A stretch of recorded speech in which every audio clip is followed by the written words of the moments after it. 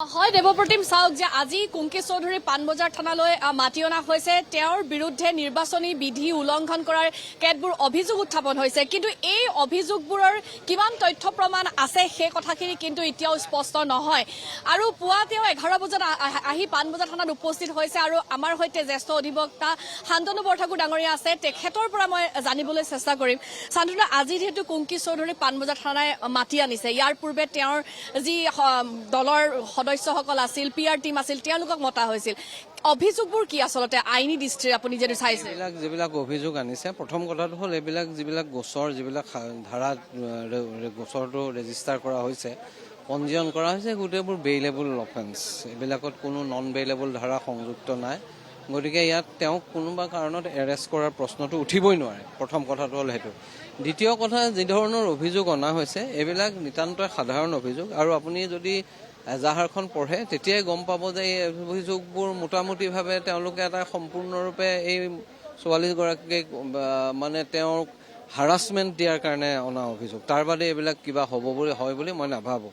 আৰু এইটো এটা কথা যে প্ৰথমতে আজি দুদিন পূৰ্বে তেওঁলোকক সকলোকে মাতি আনিলে ৰাতি 12-1 বজাত গৈ মানুহক উঠাই আনিছে তেনেকুৱা ধৰণৰ হেইনাছ অফেন্স এইবিলাক একো নহয় গতিকে যদিও কৰিছে বুলিও কোনোবাই অভিযোগ কৰে যে এনেকুৱা ধৰণৰ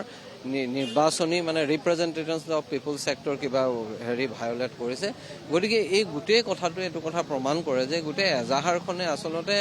এই কুংকি চৌধুৰীক আপোনাৰ হাৰাছমেণ্ট দিয়াৰ কাৰণে ৰুজু কৰা এটা গোচৰ আৰু সেইকাৰণে বাৰে বাৰে আজি আপুনি চাওক যে কুংকি চৌধুৰীটো এখন এজাহাৰ দিছিলে যে তেওঁৰ এখন এটা মৰ্ফ ভিডিঅ' এটা উলিয়াই পেলাই কৰিছিল কোনে কৰিছিল অভিযোগ অনা হৈছিল যে সেইটো আপোনাৰ বিজেপিৰ আইটি সেলৰ মানুহে কৰিছে সেইখনৰ গোচৰত তেওঁলোকে পঞ্জীয়ন কৰিলেনে তেওঁলোকে সেইটো তদন্ত কৰিলেনে কাৰোবাক গ্ৰেপ্তাৰ কৰিলেনে সেইটোত বা কাৰোবাক থানালৈ আনি সোধপোছৰ কাৰণেও ৰাখিলেনে সেইটোতো একো কৰা নাই অথচ এই ছোৱালীজনী যিজনীয়ে অতি ভদ্ৰভাৱে এটা আপোনাৰ উদাহৰণ দাঙি থৈ পেলাই নিৰ্বাচনত প্ৰতিদ্বন্দ্বিতা কৰিলে যে আজি যিটো সময়ত ভাল মানুহ আপোনাৰ ৰাজনীতিলৈ আহিব নোখোজে তেনেকুৱা সময়ত তাই অতি সুস্থভাৱে পৰিচালনা কাকো কোনো ধৰণৰ বেয়া আক্ৰমণ কৰা নাই মুখৰ ভাষা শালীন আপোনাৰ যি ধৰণে তেওঁ মানে গোচৰ কি প্ৰতিদ্বন্দ্বিতা আগবঢ়াইছে সেইটো সকলো অসমৰ সকলো প্ৰান্তৰ মানুহে শলাগ লৈছে তেনেকুৱা এটা সময়ত যে এটা নেৰেটিভ তেওঁ বিল্ড কৰিবলৈ সক্ষম হ'ল মই ভাবোঁ যে সেইটো কাৰণে সম্পূৰ্ণৰূপে হাৰাছমেণ্টৰ কাৰণে তেওঁক আনি পেলাই ইয়াত বাৰে বাৰে আপোনাৰ এনেকৈ মাতি অনা হৈছে আৰু এখন তেওঁ এখন 35(3) নটিচ দিছে য'ত তেওঁলোকে সেই নটিচখনত যিবিলাক ধাৰা সংযোজিত আছে তাত গ্ৰেপ্তাৰেই কৰিব নোৱাৰে তাত তেওঁলোকে কৈ আছে যে যদি আপুনি নাহে তেতিয়াহ'লে গ্ৰেপ্তাৰ কৰিম বুলি ভাবুকি দিছে কি দৰকাৰ তেওঁলোকৰ এই ভাবুকি দিয়া গতিকে এইকাৰণে মই ভাবোঁ যে এইখন যিটো গোচৰ তেওঁলোকে চলাইছে সম্পূৰ্ণভাৱে ৰাজনৈতিকভাৱে উদ্দেশ্য প্ৰণোদিত যোৱা নিৰ্বাচনত কি হ'ব এইটো লৈ পেলাই চৰকাৰ শংকিত বা মুখ্যমন্ত্ৰী শংকিত সেইকাৰণে এনেকুৱা ধৰণৰ বিভিন্ন আপোনালোকে চাওক যে এইটো কেৱল বিক্ষিপ্ত এটা ঘটনাৰূপে চালে নহ'ব আজি খোৱাঙত কি হৈ আছে লুৰিণজ্যোতি গগৈৰ ক্ষেত্ৰত আপুনি সেইটোও চাব লাগিব অসমৰ বিভিন্ন প্ৰান্তত এনেকুৱা ধৰণৰ ঘটনা ঘটিবলৈ আৰম্ভ কৰিছে যিবিলাকৰ দ্বাৰা চৰকাৰখনে যে ভয় খাইছে নিৰ্বাচনৰ পৰিণতিলৈ সেইটো নিশ্চিত হৈছে আৰু মই ভাবোঁ যে আজি ইয়াত যেনেকৈ নাগৰিকসকল গোট খাইছে এই নাগৰিকসকল স্বতঃস্ফূৰ্তভাৱে ইয়ালৈ আহিছে আহি কুংকি চৌধুৰীৰ কাষত থিয় হৈছে আৰু অসমৰ প্ৰতিখন ৰাইজ ইয়াত থিয় হ'ব লাগে আৰু এইটো যিটো গোচৰ তেওঁলোকে ধৰিছে এইটো গোচৰ তদন্তৰো যোগ্য গোচৰ বুলি মই নাভাবোঁ নিৰ্বাচনী প্ৰচাৰৰ সময়তো দেখা গৈছিল যে মুখ্যমন্ত্ৰীগৰাকীয়ে কুংকি চৌধুৰীৰ পৰিয়ালকে তেওঁলোকে আচলতে আক্ৰমণ কৰিছিলে বিভিন্ন ভাষাৰে তাৰ নিৰ্বাচন হৈ যোৱাৰ পাছতো আজি কুংকি চৌধুৰী পুনৰবাৰ এনেধৰণৰ গোচৰ তেওঁৰ ওপৰত জাপি দিয়াৰ চেষ্টা কৰিছে ইয়াত ক'ৰবাত নহয় ক'ৰবাত মুখ্যমন্ত্ৰীগৰাকীৰো আক্ৰোশৰ বলি হৈছে নেকি তেওঁ একেবাৰে স্বাভাৱিকভাৱে আক্ৰোশৰ বলি হৈছে তেওঁ চাওক এটা কথা আপুনি চাব যে এতিয়া কি চলি আছে মডেল কোড অফ কণ্ডাক্ট কোনে চৰকাৰ চলায় নিৰ্বাচনী আয়োগে চৰকাৰ চলায় মুখ্য সচিব ইয়াৰ প্ৰধান তেনেকুৱা এটা সময়ত মুখ্যমন্ত্ৰীয়ে আপোনাৰ সাংবাদিকৰ আগত বক্তব্য দাঙি ধৰি কৈছে যে মই পুলিচ পঠাইছোঁ কি অধিকাৰত পঠাব তেওঁ পুলিচ তেওঁ পঠিয়াই আজিৰ তাৰিখত যে 4 মে'ৰ পিছত যদি তেওঁ পুনৰ ক্ষমতালৈ আহি শপত লয় তাৰপিছত তেওঁৰ অধিকাৰ আছে কিন্তু আজিৰ তাৰিখত তেওঁৰ অধিকাৰ নাই অৰ্থাৎ তেওঁ আনকনষ্টিটিউচনেলি এই অধিকাৰ প্ৰয়োগ কৰিছে সেইটো আটাইতকৈ বিপদজনক আৰু সেইটোৱে এইটো কথা সূচায় যে সম্পূৰ্ণভাৱে উদ্দেশ্য প্ৰণোদিতভাৱে তেওঁ যিটো আক্ৰোশ পূৰণৰ বাবে এই কামটো কৰিছে আপুনি চাওক যে কুংকি চৌধুৰী কাইলৈ জিকে হাৰে এয়া ভোটাৰ ৰাইজে নিৰ্ধাৰণ কৰিব কিন্তু কুংকি চৌধুৰী এই যি নিৰ্বাচনত তেওঁ অংশগ্ৰহণ কৰিলে সি এটা নেৰেটিভ অসমৰ মানুহৰ মাজলৈ লৈ গ'ল যিটো নেৰেটিভে মই ভাবোঁ যে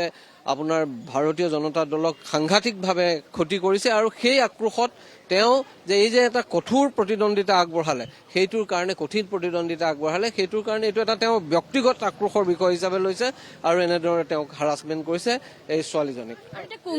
কুংকি চৌধুৰীয়ে বিধি উলংঘন কৰিলে এনেধৰণৰ শাস্তি লৈছে, কিন্তু যিসকল শাসকীয় পক্ষ বা মুখ্যমন্ত্ৰীকে ধৰি বিভিন্ন ধৰণৰ বিধি উলংঘন কৰি আছে তেওঁলোকৰ বিৰুদ্ধে শাস্তি কোনে ল'ব বা কিয় নাই লোৱা? স্বাভাৱিকভাৱে সেইটোৱেইটো প্ৰশ্ন যে আজি কুংকি চৌধুৰী এফআইআৰখনৰ ওপৰত একো কৰা নহয়, কিন্তু কুংকি চৌধুৰীৰ বিৰুদ্ধে দিয়া এফআইআৰখনত কাম কৰা হয়, বোলে গোচৰ তদন্ত কৰা হয় আৰু তেওঁক মাতি অনা হয়। সেই কথাটোৱে বাৰে বাৰে সূচাইছে। আজি খোৱাঙত কি হৈছে? গাড়ী ভাঙিছিলে কাৰ? লুৰিণজ্যোতি গগৈৰ গাড়ী ভাঙিছিলে, কিন্তু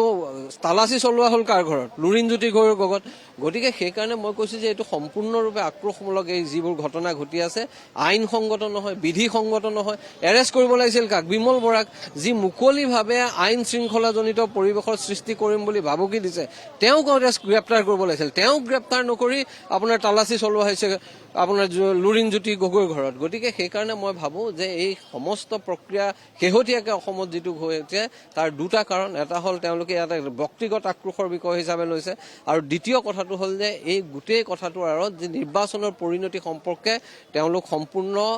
কনফিডেণ্ট নহয়। সেইকাৰণে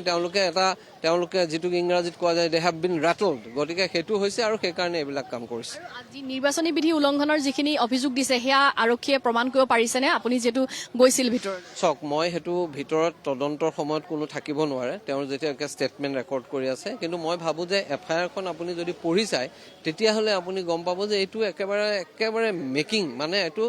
সম্পূৰ্ণৰূপে সজোৱা পৰোৱা এটা কেছ। এইটো গোচৰ কেৱল আৰু কেৱল মাত্ৰ হাৰাছমেণ্ট দিয়াৰ কাৰণে কৰা গোচৰ, তৰা গোচৰ। আৰু এনেধৰণে আচলতে